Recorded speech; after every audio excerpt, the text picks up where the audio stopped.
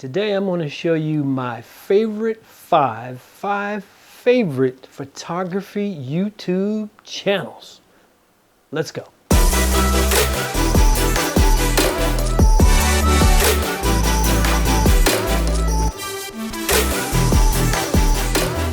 Hello again, everybody. Welcome back to Rusty Brown Photography. I'm Rusty. So glad you guys are here. Today I'm doing something a little bit different. I'm talking about my favorite 5 photography YouTube channels, and I'm going to talk about why.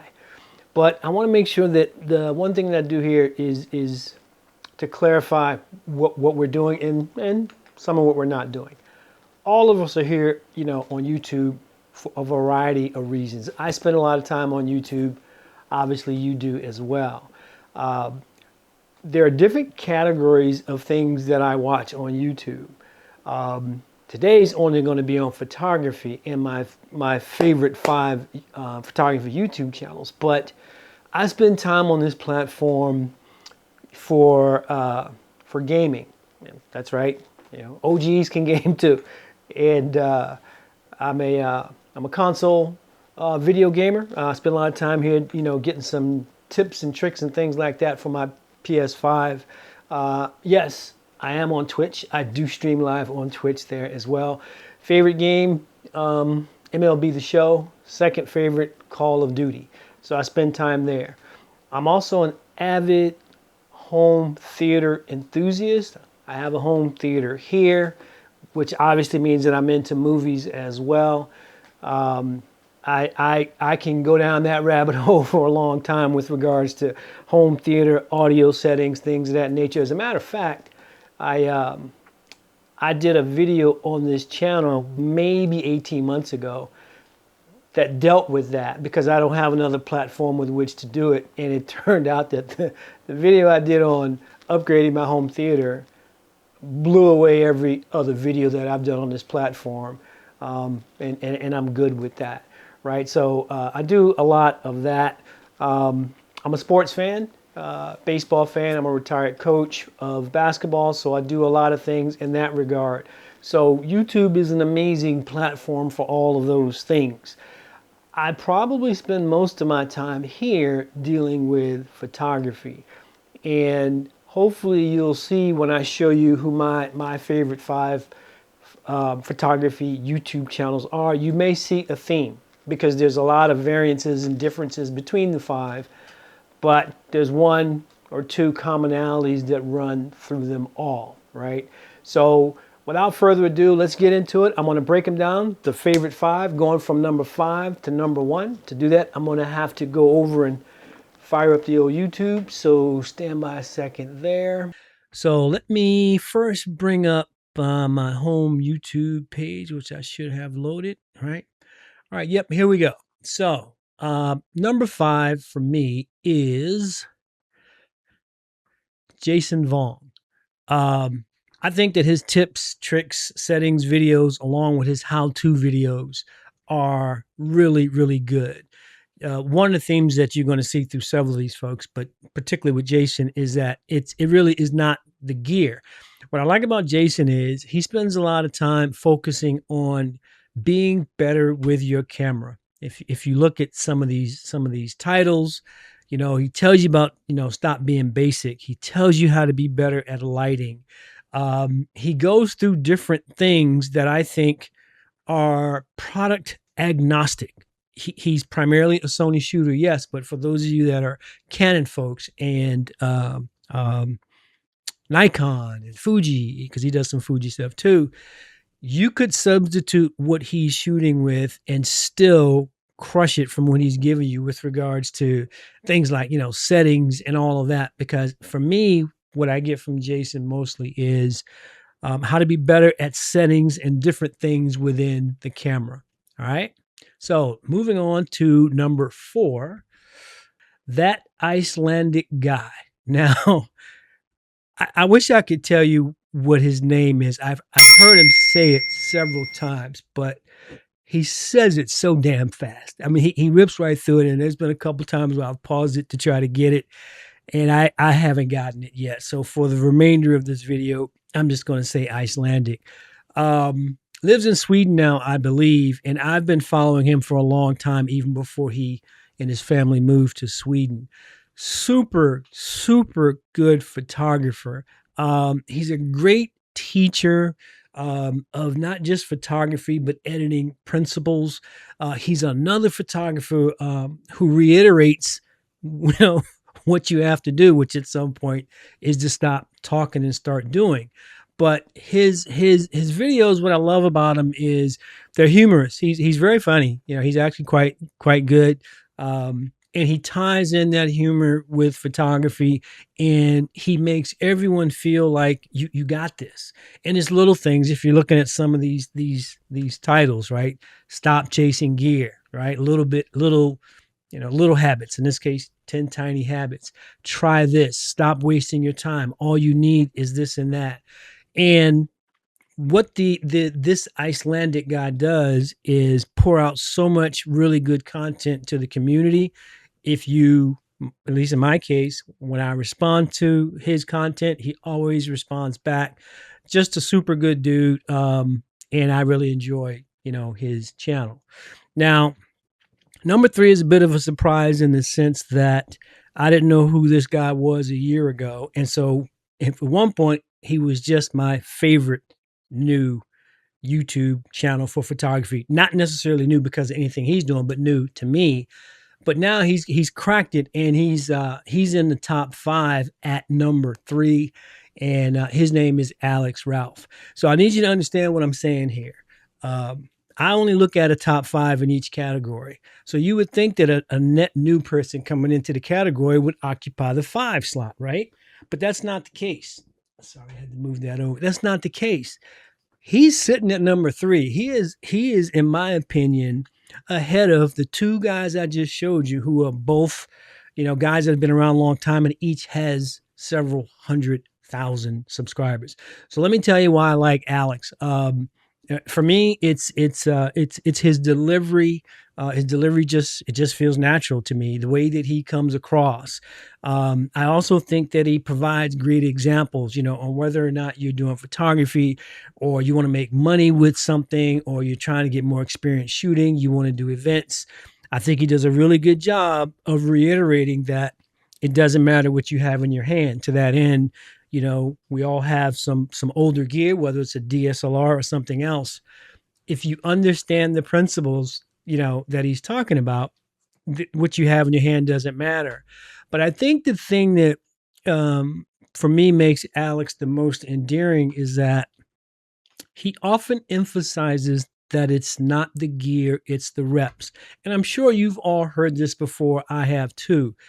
But the difference with Alex is he's doing that, meaning he's telling us, that it's not just, the gear, that it's the reps. And then he is putting in the reps. I'm serious. Like, you're talking about a guy who has a full-time job and a family, and he is out there grinding.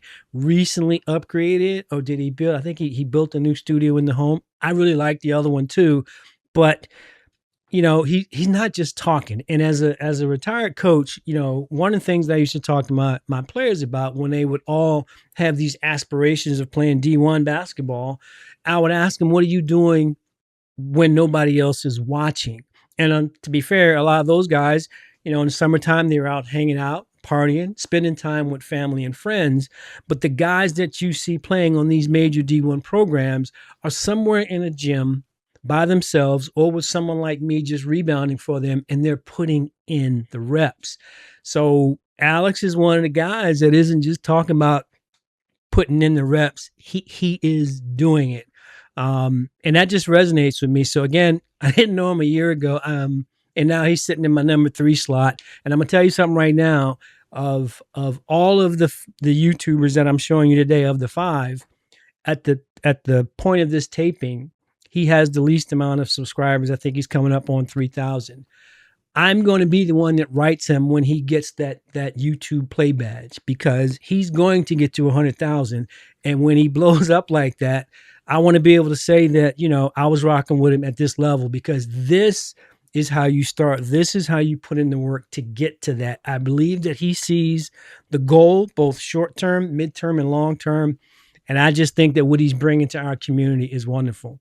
And I'm gonna give you one asterisk uh, about Alex is I don't know that there's anybody out there in our field who has better thumbnails. I'm just going to put it out there. The thumbnails are really catchy. They're good. They're vibrant. They're crisp. They talk about what he's going to talk about, but they're eye catching. And you look at them and then you get in and you get to see what Alex is talking about. So, an up and comer, keep your eye out for this guy because he's going to be around for a while. Number 2 for me is Anthony Toglife. And I'll tell you why. About 4 years ago, I think it was like 2022, was when I really wanted to get serious about strobe lighting. And you know how YouTube is. Like for me, it's my number one search engine. I'm sorry. So I was just out here searching, looking for information about different types of strobes, and there's just a ton of data out there. I don't know how I came across Anthony's channel, but there was a video that he did some 4+ years ago where he was comparing like an 80, a Godox 8600 to a 400 to whatever the one is that looks like two 8200s that are banded together. And it wasn't sponsored, and he wasn't he wasn't favoring one over the other. He legitimately went through each one of those to show what they do and how they do what they do. And quite frankly, all of them were wins. But for someone who was just trying to determine what type of strobe to get for the first strobe, I came away impressed with the AD400 because of the way that Anthony presented it. Again, every one of them could do the thing. But when I started thinking about my type of photography, how I would use a strobe, listening to him and watching him go through those demos did it for me. I think he's an extraordinary teacher. The way that he explains things. Another thing that I like about him is just his overall philosophy. If that makes sense. I just think he has an amazing outlook and philosophy on photography and other things. You're not going to find a better delivery. His cadence and the way that he describes things are very easy to connect with, and I do that. And he and I have exchanged, information and comments over the years, but we haven't actually met in person because we keep missing each other. So I'm going to reach out to him. We missed each other at the last PPA. I think I went and he had a conflict. So I'm going to find out if he's going to PPA. I think it's in North Carolina next year. And if he is, I'm going to buy him, dinner and a drink. Maybe we can even have a cigar or something, because what he brings to the community to me was super important. I came there looking for a strobe, and I've been, subscribing to him ever since. So, he's just somebody that I think you'll do well to follow. And my number one all-time favorite YouTuber for photography is Sean Tucker. Have not met Sean. I believe he's in the London area, right now. A couple of things about Sean. Amazing photographer, amazing teacher. We are so dissimilar in what we photograph and things of that nature, because he's really doing some epic things with his street photography and things like that. But when he does a video and he's talking to us, it isn't about what he's shooting. It's about photography, on a whole. Look at some of these titles.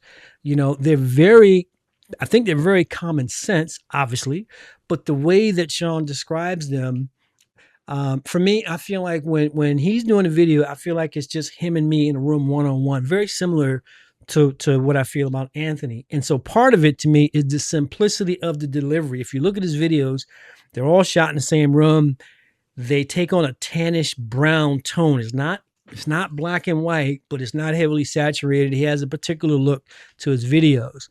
An amazing storyteller. He is often lifting up other photographers. His video production, in terms of how he tells these stories, is really, really quite good. I've been I've been subscribing to Sean for a long time. He publishes a lot of content and and books and things like that also. And I believe how long ago was that? I'm scrolling through some of the titles right here, and there it is. So you see two things on the top right. You see a philosophy for the creative life. And then down here on the bottom left, you see the meaning in the making. And that, my friends, is this book. I'm on the second reading right now. I'm about halfway through. The beauty of this book is that it speaks to all of us in terms of our creativity.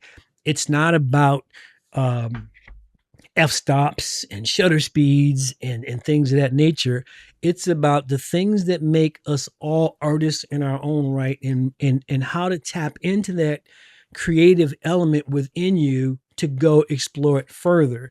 So the meaning in the making, yeah, it's 5 years old, and that's how long I've had it. And like every couple of years, I break it out and read it again because it really is just that good. So for the longest time, Sean has been, in the number one slot for me. One of the things that I'll say too is that if you're looking at something that all five of these folks, have in common, I think they all want us to be better at us for our individual growth. You know what I mean? That they're not. How do I say this? I don't want to offend any YouTubers, but they're not product pushers. And what I mean by that is there are a lot of other photographers that I subscribe to for sure. These are my favorite five, but there are some who do less photography and more products. And I get that. Sorry about that. I get that because they do the embargo things now, and you have all these companies that are, whether or not they're giving you free product or not, they're sponsoring you, and you have to do the evaluation of these products. And I'm not begrudging anyone that, because some of those channels have really blown up, and those folks are doing a great job at what they do. But these five don't push products. And that's important to me, because I'm here to gain some form of knowledge, to get something that's going to, help me be, better at what I do. The other thing that you'll notice with some of these guys is the for me, it's not important what the frequency of the publication is, like how often they put out a YouTube video. It doesn't matter to me. If like, what are we still on Sean?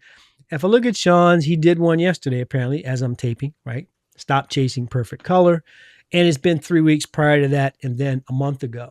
If I'm just picking them randomly, if I pick up my guy, that is Icelandic guy, 6 days ago, 13 days ago, 2 weeks ago, 1 month ago, he puts out a lot of content. Jason, I think, is very similar. If you look at his 2 days ago, 6 days ago, 2 weeks ago, 3 weeks ago, Alex pushes out really good content, and it's quite frequent. He does a good job with his. 4 days ago, 11 days ago, 2 weeks ago, 3 weeks ago, last month, he was killing it. Anthony doesn't post as much, but when he posts, sometimes it's in bursts, and it doesn't matter to me. Like in this case, it's been a month, and then 2 months ago, 3 months ago. So sometimes he's posting monthly, sometimes he's posting weekly. As far as I'm concerned, none of that really matters. It's not important to me,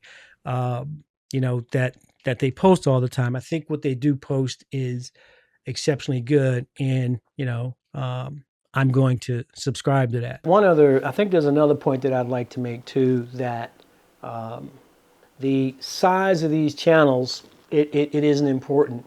I'd have to go back and look at them, but you have, like I say, Alex is coming up on I think 3,000. He may have surpassed that by the time this video goes out. You have, my number two guy, and Anthony, he's sitting right around 10,000. And then, Icelandic, I want to say, is in the 300,000 range. And both Jason Vaughn and Sean Tucker are in the 600,000. None of that matters. And I think that's the beauty of this platform. If you're really coming for something good, to me, it doesn't matter how many subscribers you have. Hell, look at my channel. I think I'm in the mid 480s now, and I'm gonna tell you something, little tidbit. If I crack 500 this year, I'll be back on here celebrating with some nothing but cake as I tend to do with any type of celebration. And quite honestly, it doesn't take much for me to get one of those. And here's the thing. I distinctly remember years ago talking to friends about me trying to get on this platform and do this. So many were discouraging, right? Like, why would you do that? You can't compete with these people. There's a million out there that are better than you, and they're sponsored and you're not. And it said quite a bit about, you know, my relationship with them and how some people think there's only one type of content creator. I'm not the guy for the algorithm. That is true. I don't post frequently enough. I'm not monetized. I'm not trying to be monetized. I started my channel to talk to my 52-year-old self. And I was 52 15 years ago, meaning there were a lot of things that I've learned along the way that made me say, hey, it would be good if somebody that I can relate to talked about those things. And ever since then, I've been doing this. So I never came here, you know, to do all those things. But once I came, I found a boatload of encouragement from people already on the platform. And that's the beauty of YouTube. You don't have to hitch your wagon to an algorithm. I sure as hell don't. And like I said, think about this for a second. If I get to the end of the year and I've got 500 subscribers, that's mind-blowing in its own right, because it means that 500 people, well, hang on a sec, more like 498, because real talk, I subscribe to my own channel, that's one. And my wife, who's my biggest, best, and my favorite supporter of all time, she subscribes too. And she'll say, oh, I do it because I like to do whatever, but she does it because she just has a heart the size of Texas. So take me and her out of the question. That means that 498 people took the time to subscribe to some OG who's just, you know, out here talking about things that may be important to other OGs, or maybe somebody that's learning something new. So, you know, for me, the Fave 5 is a thing. And like I say, I subscribe to different genres of YouTube, and even in the photography space, I have a ton of them that I subscribe to. But these 5 are 5 that I would watch all the time, that I would, you know, pay attention to all the time. I wish each and every one of them continued success in their own rights based on where they are in their individual journeys, both in photography and in YouTube production, because I've gotten something from all of them already, and I will continue to do so. And that's really all I wanted to do today, was tell you who my 5 favorite 5 photography YouTube channels are and who's behind those channels. If you have a Fave 5, you know, drop them in the comments. I would also like to know, are you already subscribed to any of the 5 that I do? And if so, for how long? I think it's a great platform, and I hope that that you guys are getting as much from it as I am. And again, thank you so much for taking the time to listen to this and any other video of mine that you may or may not have seen. It does mean a lot. With that, I'll bid you all farewell. Have a good day. Have a good week. Enjoy the rest of your summer. I look forward to talking to you guys next time. Take care.